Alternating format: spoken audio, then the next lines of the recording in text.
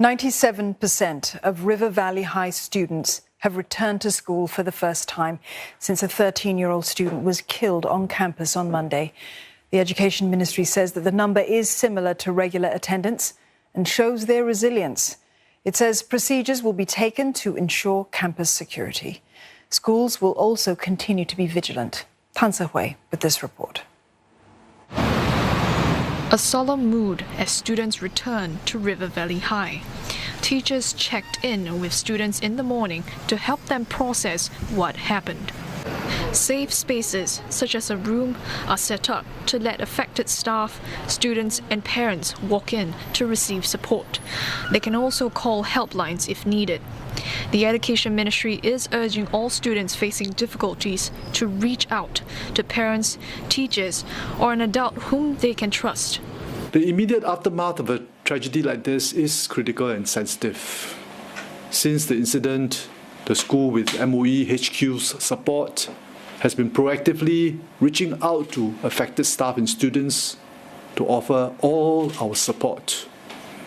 Close friends and teachers who are affected by the incident were invited to school yesterday so that MOE specialists and school counsellors who are trained in psychological first aid and trauma management, who have been stationed there now, can provide the necessary support.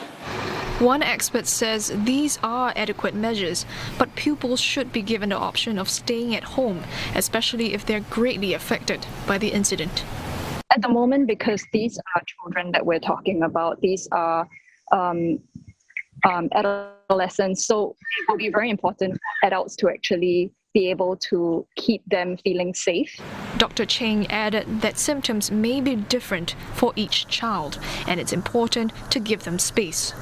Just not feeling your normal self. So, for example, your sleep is disturbed, your appetite is disturbed, your emotions are not your usual set of emotions. It might also affect your functioning.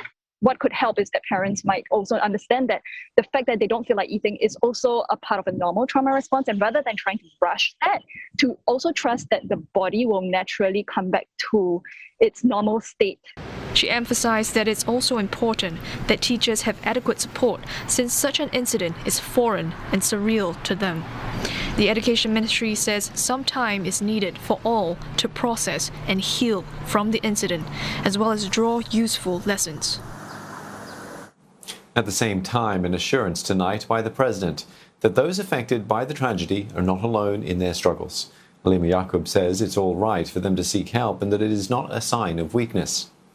She has urged Singaporeans to band together and collectively heal and reach out to those who may need support.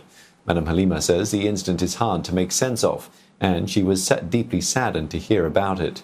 She says it is even harder to comprehend the trauma and grief experienced by those affected. Schools are also reaching out to their students to assure them of their safety and well-being.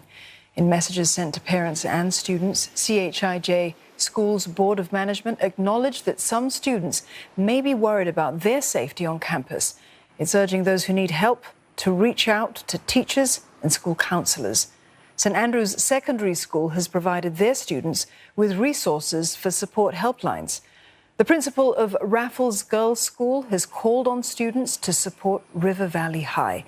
She says she's confident the community will rally together.